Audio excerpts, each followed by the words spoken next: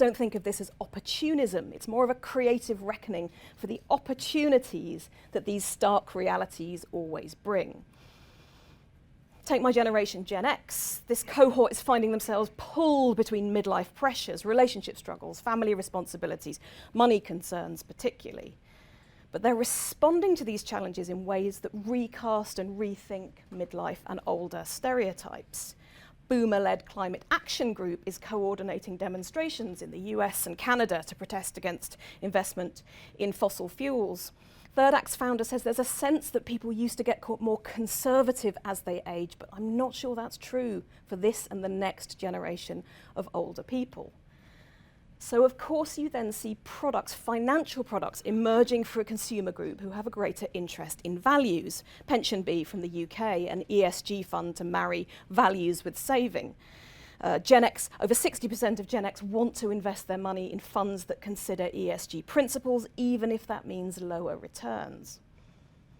And of course we have to unbundle things like retirement to get a better understanding of work post-60. In the US, 1 in 6 retirees is considering returning to the workforce. In Australia, over 55 is already a fifth of the workforce, and 66% of people in the UK plan to continue working after they retire. Now, the path here is not straightforward. It's different for different genders and sexes. Older men perhaps are not praised for their bravery in embracing grey hair, for example. I'm currently doing a piece of work with our advisory service with a skincare brand, looking at beauty consumers of 2030. What are they going to want? How will you create skincare for skin that's maybe worn SPF all its life, but perhaps started having tweakments at age 20? And one of the pieces of research we found was that it was published in the Journal of Women and Aging, suggests that women choosing to have grey hair in the workplace have to navigate a fine balance between perceptions of authenticity and perceptions of looking competent. So we're not out of the woods yet with older people in the workforce. In the UK, less than half of British managers say they're open to hiring someone over 50, which is why we have services like Ageless Careers in America, which helps people in their working lives negotiate ageism in the hiring process and push for those productive intergenerational teams. And we also have to remember that, life isn't all about sex, death and taxes, that understanding the fundamental challenges and contradictions of being older in today's world shouldn't preclude new ways to have fun in it. That's as fun as PowerPoint gets. Luckily, nostalgia remains a hugely powerful cultural force, and this creates opportunities for brands to connect with and across generations.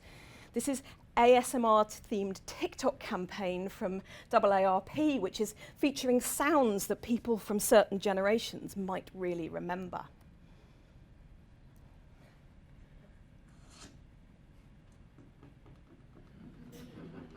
Does it make you feel good? There's no sound on the Lego playable Pac-Man arcade set, and I think we're all grateful for that, but it'll stir memories for parents and children connecting. So there's a huge broadening of culture and content, meaning that old age is becoming a dynamic period and senior influencers are becoming a force to watch. This is a 93-year-old Grandma Droniak who has 9.8 million TikTok followers for her Get Ready With Me videos. Get ready with me to visit my ex's grave. Today's his birthday and I want to drop off some flowers. Of course he was a water sign, but sometimes I do miss him. Cut to the chase, I think. Grandpa Chan showcases a pair of 80-year-old South Korean grandparents making drawings and dances.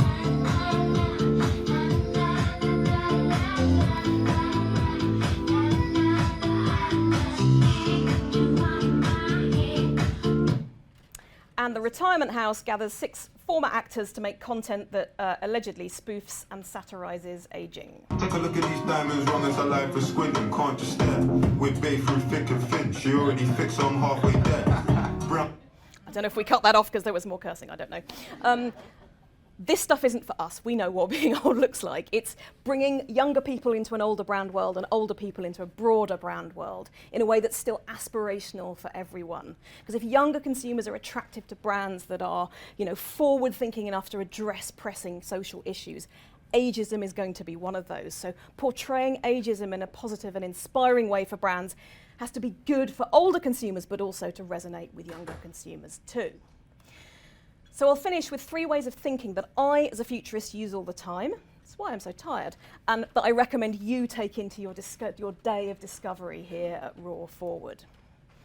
At Stylus, we're obsessed about not thinking in silos, about cross-industry insights and collaborative connections. The future we see is blurred boundaries and silo collapse, and we have to embrace this. It won't be media and retail in the future. Everything will be retail and everything will be media.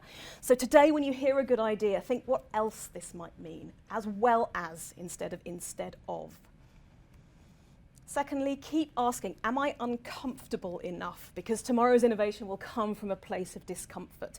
And if our Canadian friend talking about sex in her 60s made you uncomfortable, well, kind of good, because the future's uncomfortable, and that's what we're heading towards. We can't solve today's problems using the same tools and technologies and business models that made them.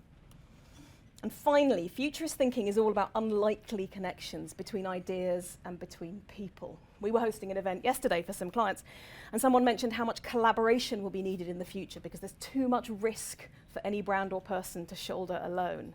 Plus, your brain values connecting with people as much as it values food, sex, and other core ideas. So talk to people today, because connecting with people gives you those ideas and it makes you live longer. So win-win.